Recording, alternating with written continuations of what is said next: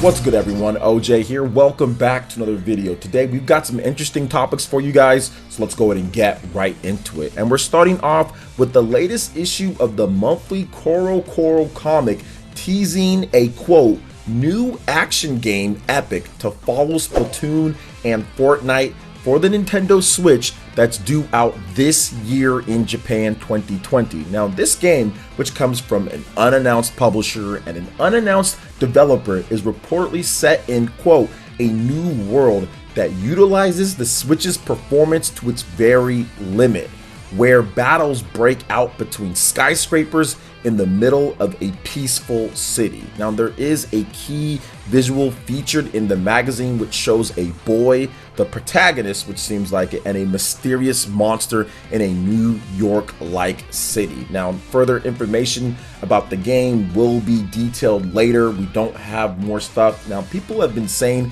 is this Ninjala? And that's what I was thinking, like Ninjala, because that's kind of what it describes. Battles break out between skyscrapers in the middle of a peaceful city. That's kind of what Ninjala was.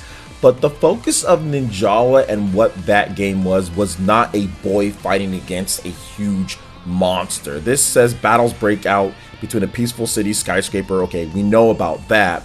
But the key visual with a boy and a mysterious monster, that is not what Ninjala was. Ninjala was a ninja fighting game where you run around on different walls and do different bubblegum jutsus. So this game doesn't seem to be the same thing. So I don't think it's going to be Ninjala unless they completely rework Ninjala to be this game, which that could be a thing. They could be thinking, hey, this is not what we want to do and we want to go in a different direction. But then they mention Splatoon and they mention Fortnite. Those are online focused games, and Splatoon does have a single player campaign with the game when you buy it, and it's pretty good, whereas Fortnite doesn't. But there is a save the world type of campaign, originally what Fortnite was before the battle royale craze and everything.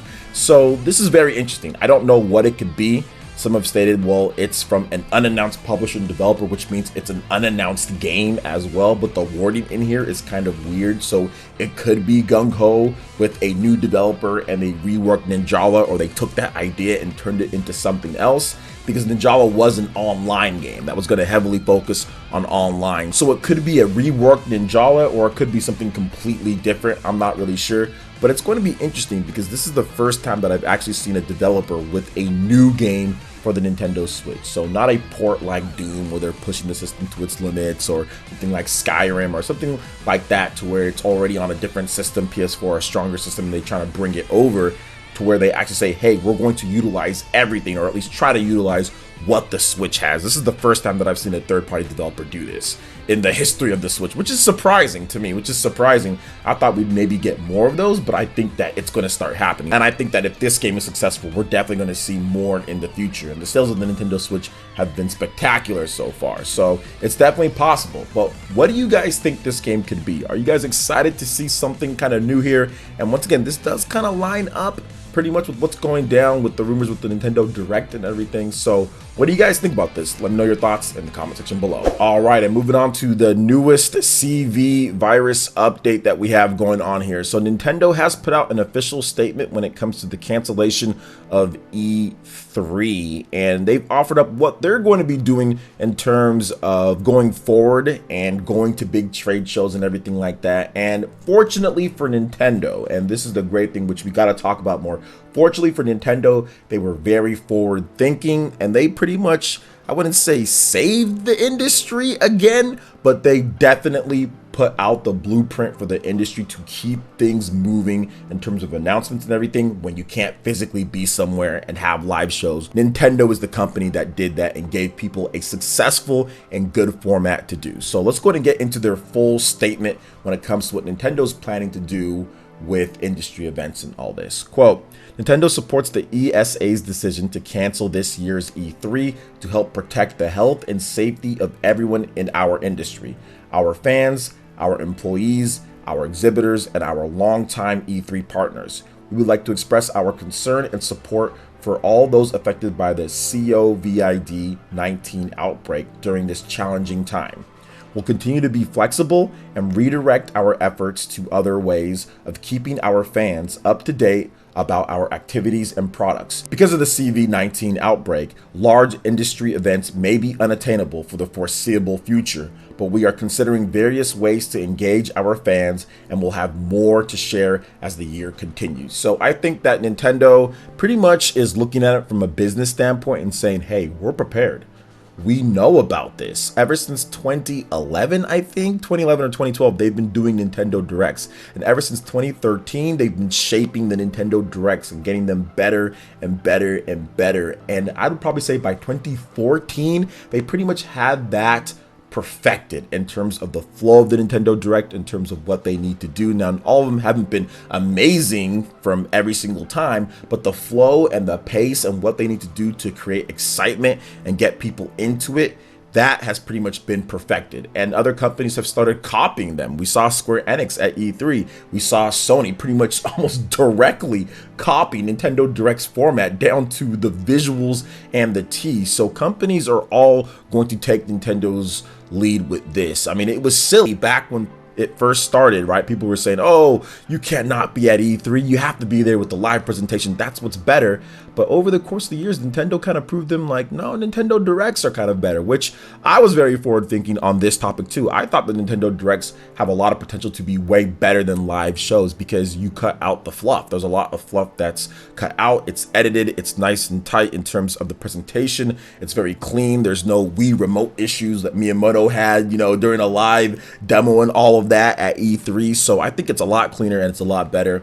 And I think that at this point, not trying to use what's going on here as the determining factor for that, but I think that this is the issue that you could run into when stuff like this does happen. This isn't very common, but it can happen, and Nintendo is fully prepared. And of course, these companies are all looking at Nintendo probably saying like, yo, thank you, Nintendo, for putting together this format that we have. Just now we just need to see if it's all going to be coordinated, right? If everyone's going to coordinate and go to a schedule like they usually do, which I think that's going to happen. I know Warner Bros. Is doing some stuff in terms of Batman and other things like that. So I think we're going to see various different online presentations from different companies out there. There is going to be some issues when it comes to business-wise with E3 not being around, but when it comes to the fans getting information and stuff like that, I think there's going to be a lot of information to be shared around that time period. So what are you guys' thoughts on this? Let me know in the comment section below. All right, and moving on to the next topic here, guys. This kind of follows up with what we just talked about here, but the Bit Summit Organization Committee has canceled the Bit Summit, the 8th Bit, which is originally scheduled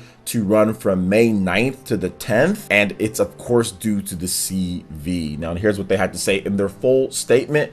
Due to the growing concerns of the CV virus outbreak, we are very sad to inform you that the Bit Summit, the 8th Bit, will no longer be held on May 9th and 10th as planned. As the spread does not show any sign of slowing down, we would like to extend our deepest apologies for this inconvenience to all of our partners, supporters, exhibitors, and longtime visitors who were eager to participate in the 8th edition of Bit Summit. The safety of our visitors and participants being our very first priority, we have made the difficult decision to avoid any chance of the virus spreading any further. We are incredibly thankful for all the incredible support, advice, and encouragement we've received from our partners and patrons. Our plans are to continue working on Bit Summit, the 8th Bit, and we will share more information on the status of the show in the coming weeks. So it seems like they might even do some type of online type of deal too in terms of the show and see what they're going to do. And once again, they can kind of copy what Nintendo's done when it comes to the Nintendo Direct format. They can still have people do stuff online. People have good internet these days, right? You can have good internet. You can still put together something and put on a show, even if you can't be there in person anymore. So my heart goes out to the Bit Summit people. I know they were planning for this all year leading up to it, and a lot of people are looking forward to these type of events, but it's just something that you really have to kind of cancel whatever big events are going on because it's spreading. I mean, it's to the point, guys, to where NBA players are quarantined almost and isolated, and the NBA season has been suspended because some players have the CV, which is just incredible that it's spreading this quick. And it's not even like it's just like people who can't afford certain things or in certain places. It's like anybody at this point, right? I know even like Tom Hanks and his wife or his partner have it. So it's just like, it's crazy. It's crazy how it is, but you've got to do this in order to try to try to stop the spread of this. And it's unfortunate, but it is what it is there. So what are you guys' thoughts on the Bit Summit being canceled here? Let me know your thoughts in the comment section below. All right, and moving on to the final topic here, we have a previously PlayStation only line of games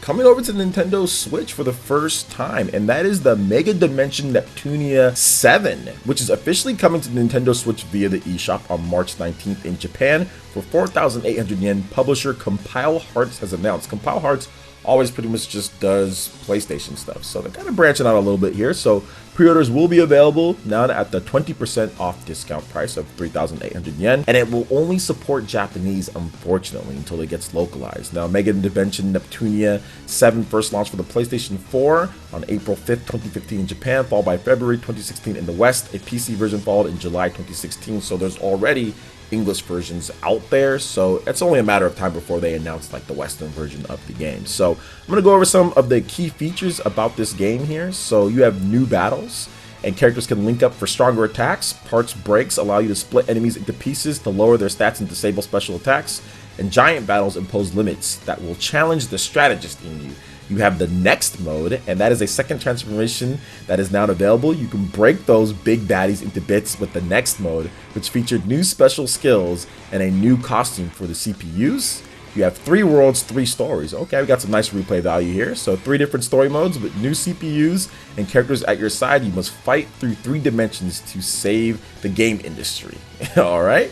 And then you also have the new dungeon minigame, a homage to the classic Spelunker. You receive special items when you clear this dungeon under the time limit. So you guys can check out the Switch version. You guys are seeing that here. And shout outs to Compile Hearts to kind of reaching out and getting the game out on something other than PlayStation, so that's pretty good. I think that this game, they're never really big sellers, but it's just cool to have it on more systems so people can be able to play it. And why not? The game is already pretty old at this point, going on 4 years, 5 years now when it comes down to it, so it's pretty old. So we'll see when it's going to get localized, but I'm pretty sure it's going to happen. They'll have an announcement soon on that one. So what do you guys think about all the different topics that we discussed here when it comes to the big new game that pushes the Switch to its limits, Nintendo's take on what's going on with large industry events and what they're going to be doing Bit Summit and this game as well? Let me know your thoughts in the comment section below. All right, guys, that wraps it up for this video here. Check out the link in the description. We've got Twitter. Go ahead and give us a follow on there and stay updated on all those gaming news and information. Also, make sure you like, comment, and subscribe, and share the video if you can. Thank you guys so much for watching, and we'll catch you for the next one. Peace.